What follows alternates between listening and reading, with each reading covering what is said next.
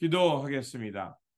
좋으신 아버지 하나님, 오늘도 저희들에게 이 아침의 시간을 허락하여 주시고 또 주님의 말씀을 묵상하며 이 하루를 출발할 수 있게 하시니 감사드립니다. 오늘도 우리에게 주신 말씀 붙들고 그 말씀 위에 굳게 서서 하나님 나라의 선한 역사, 생명과 그 하나님 나라의 귀한 그 구원의 역사를 향해 살아가는 우리 모두가 되게 하여 주옵소서.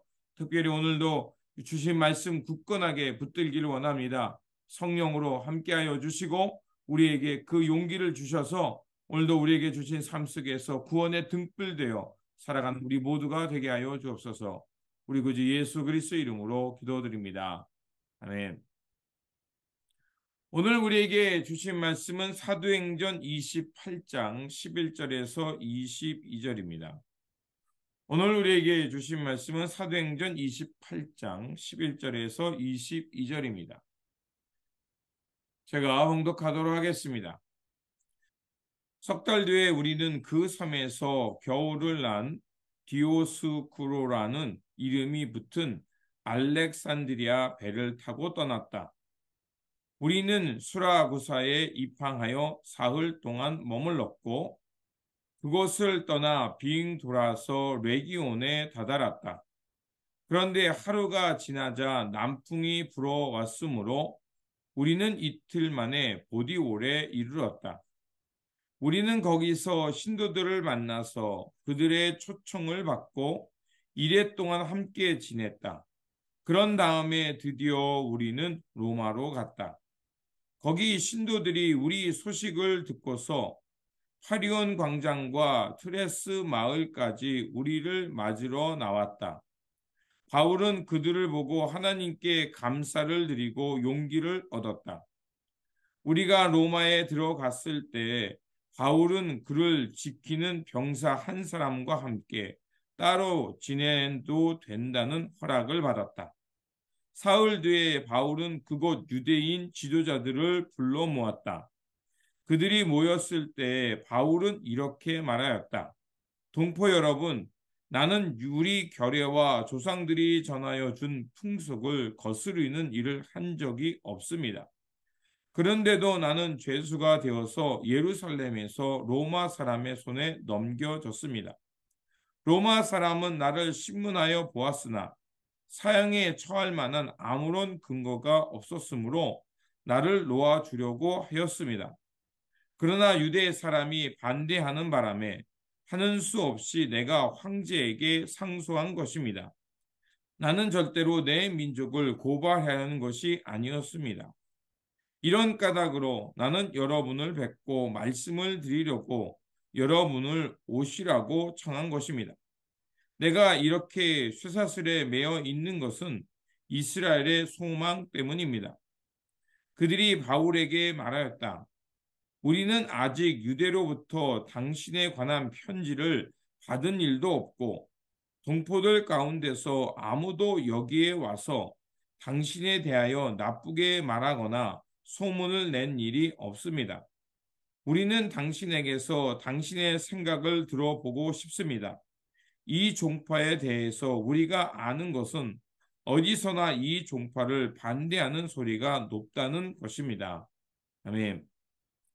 오늘 본문 말씀은 난파되어 멜리데 섬에서 3개월 동안 섬 생활한 후 이제 멜리데 섬을 떠나서 로마에 입성하는 말씀입니다. 배에서 탈출한 바울과 그 일행은 멜리데 섬에 도착합니다. 그리고 너무 추운 겨울이었기에 바울이 불을 피려다가 독사에 물리는 사건이 일어납니다. 주민들은 이를 보고서 바울이 바다에서 구조되었으나 죄가 크므로 이제 이 땅에서 독사에 목을 물려 죽을 것이라고 생각한 것이었습니다. 그런데 어찌된 일인지 바울은 죽지 않고 계속해서 생명을 보존합니다. 바울이 이렇게 생명을 보존할 수 있었던 것은 이런 어려운 상황 속에서도 하나님이 그를 지키셨기 때문에 그런 것입니다. 이제 바울이 독사에 물려서 그럼에도 불구하고 생명이 보존되자 이 상황은 역전이 됩니다. 마을의 수장인 보블리오는 이제 바울을 신처럼 여기게 되게 됩니다. 바울이 그렇게 그 섬에 머물 때 그 마을의 수장의 보볼리오라는 부친이 열병에 걸렸고 또 이질에 걸려서 생명이 매우 위독하게 됩니다. 그때 바울이 그를 찾아가서 그에게 기도하자 결국 병이 고쳐지고 그리고 다른 병든 사람도 사도 바울에게 나와서 이제 고침을 받고 하나님의 그 능력을 경험하게 됩니다. 그곳에서 3개월을 머문 후 그 섬에서 알렉산드리아 행 배를 타게 됩니다. 그리고 보디올에 도착하게 됩니다. 사도 바울은 그곳에 도착했을 때 뜻하지 않게 믿음의 형제들을 만나게 되고 그들의 집에 7일 동안 머물면서 많은 위로와 회복을 경험하게 됩니다. 그러기 어떻게 그곳에서 믿음을 갖게 됐는지, 복음을 듣게 되는지 알 수 없지만 하나님은 이렇게 복음의 사람들을 통해서 사도 바울을 위로했을 뿐만 아니라 그를 회복시키셨던 것을 볼 수가 있습니다. 그리고 이제 사도 바울과 그의 일행은 그곳을 떠나서 암비오 광장과 그 트레스 그 광장에 이르게 됩니다. 트레스 타베르라는 것은 세 개의 숙소가 있다는 뜻입니다. 그리고 아비오 광장이라는 것은 이제 로마에 입성하는 큰 길 옆에 있는 광장을 말합니다. 바로 이곳은 이제 전쟁에서 승리한 그 로마의 병사들이 머무는 곳이고 그리고 로마로 입성하면서 승리를 기뻐하기 위해 모였던 곳이 바로 그 암비오 광장이었던 것입니다. 사도 바울이 이곳에서 환대를 받았다는 것은 비록 사도 바울이 죄인의 신분으로 로마에 왔지만 그러나 죄가 없을 뿐만 아니라 여러 어려움 속에서도 마침내 복음을 들고 로마에 입성한 것입니다. 로마에 이렇게 입성했다는 것은 주님께서 다메섹 도상에서 바울을 부르시고 그를 땅끝까지 이르는 이방의 사도가 되게 하셨다는 그 사명을 마침내 완수하는 입장에 이르렀기 때문에 그런 것입니다. 또한 로마에 있는 믿음의 형제들을 통해서 그들 바울은 환대를 받게 됩니다. 이렇게 예루살렘에서 억울하게 결박되어 수개월 동안 지나고 매를 맞기도 하고 배고픔에 시달리기도 하고 그 파선과 죽음의 위기에 몰려있기도 했지만 마침내 바울이 이 로마에 이르게 됐던 것은 하나님의 세밀한 인도하심과 보호 덕분에 로마에 이르게 된 것입니다. 그리고 하나님께서는 로마에서도 하나님의 신비한 손길을 통해서 감옥이 아닌 가택연금의 상태로 이제 셋집을 얻어서 거기서 생활할 수 있게 합니다. 그렇기 때문에 사도 바울은 로마에 있으면서도 매우 자유로웠던 것입니다. 그렇기 때문에 그 감옥이 아닌 다른 셋집에 있었기 때문에 그 지역에 있는 유대 지도자들을 모아서 그들과 함께 교제하며 자신의 상황과 다시 한번 복음을 전하게 됩니다. 그래서 사도 바울은 비록 죄인의 신부로 왔지만 유대 지도자들을 통하여 그들에게 자신의 상황과 복음을 전파하게 됩니다. 사도 바울은 유대 지도자들을 자기의 집에 초청하고 아침부터 저녁까지 그 복음과 하나님 나라의 그 뜻이 무엇인지를 강론하게 됩니다. 그래서 모세와 그 예언자의 말을 통해 그 메시아를 보내겠다고 한 분이 누구인지, 바로 예수가 왜 우리의 그리스도가 되시며 메시아이고 또 예수님을 통해 드러난 하나님의 나라가 무엇인지를 그들에게 강론합니다.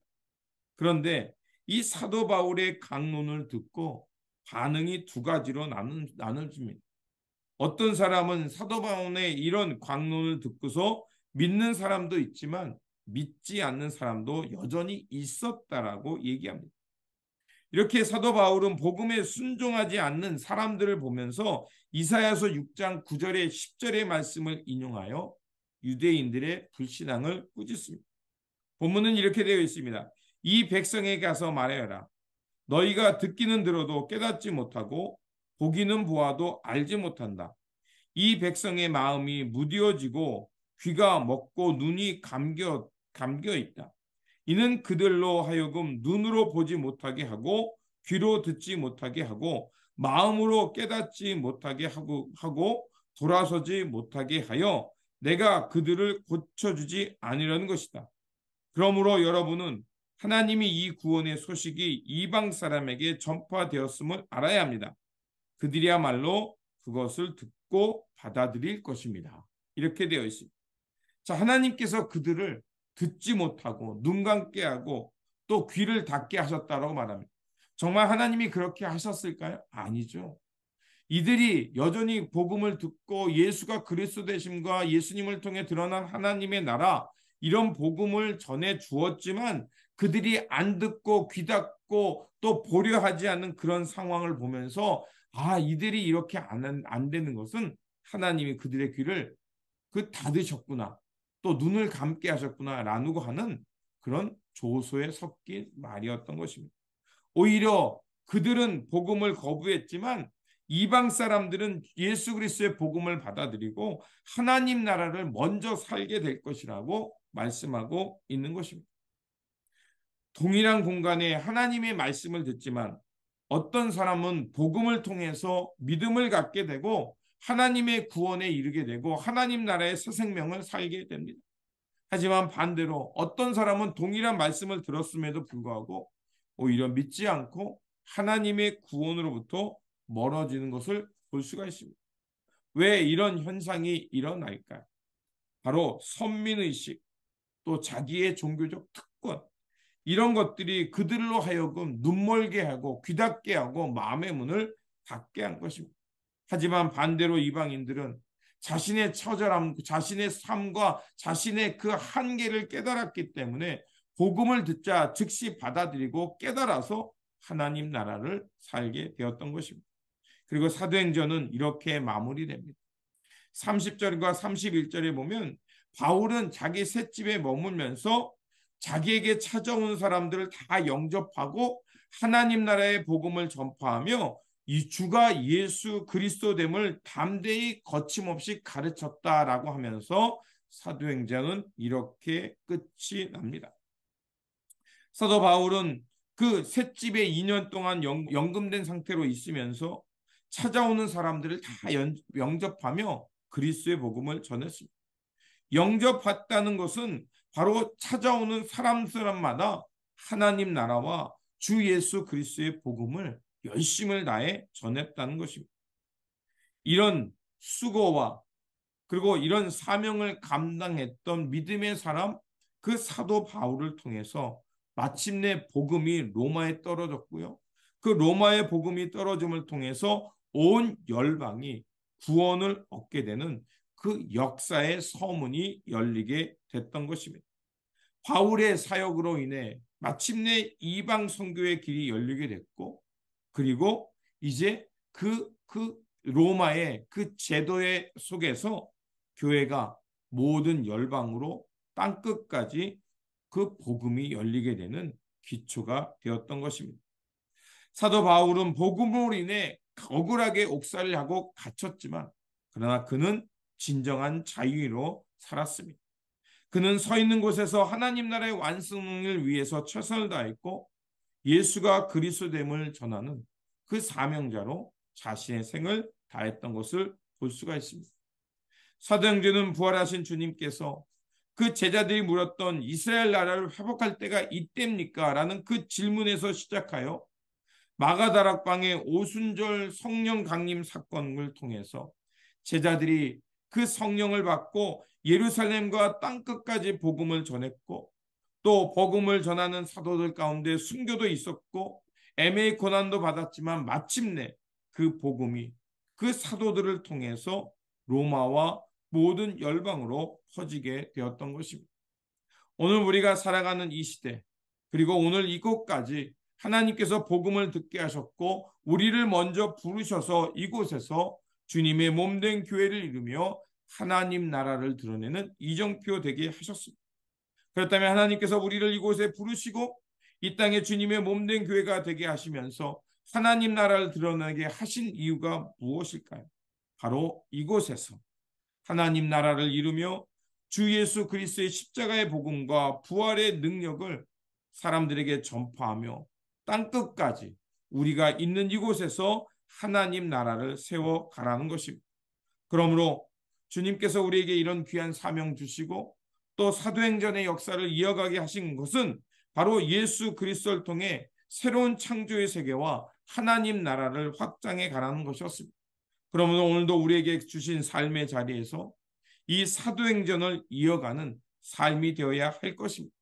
살아가는 삶의 자리는 틀리지만 그 각자의 자리에서 예수 그리스도의 십자가의 도를 전하며 예수 그리스도의 십자가와 부활을 통해서 하늘의 생명을 얻게 하실 뿐만 아니라 하나님 나라를 세워가는 저와 여러분 사명을 완수해가는 우리의 삶의 자리가 되시기를 주님의 이름으로 축원드립니다. 기도하겠습니다.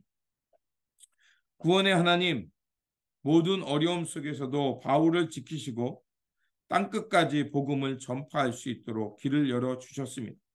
사도 바울과 같이 전도자의 신앙을 이어받아서 예수가 그리스도 되심을 전하며 그 믿고 구원을 얻어 하나님 나라를 확장하는 일에 쓰임받게 하여 주옵소서.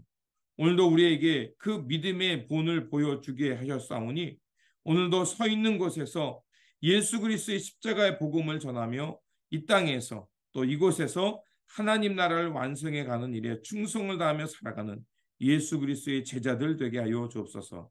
우리 구주 예수 그리스도 이름으로 기도드립니다. 아멘.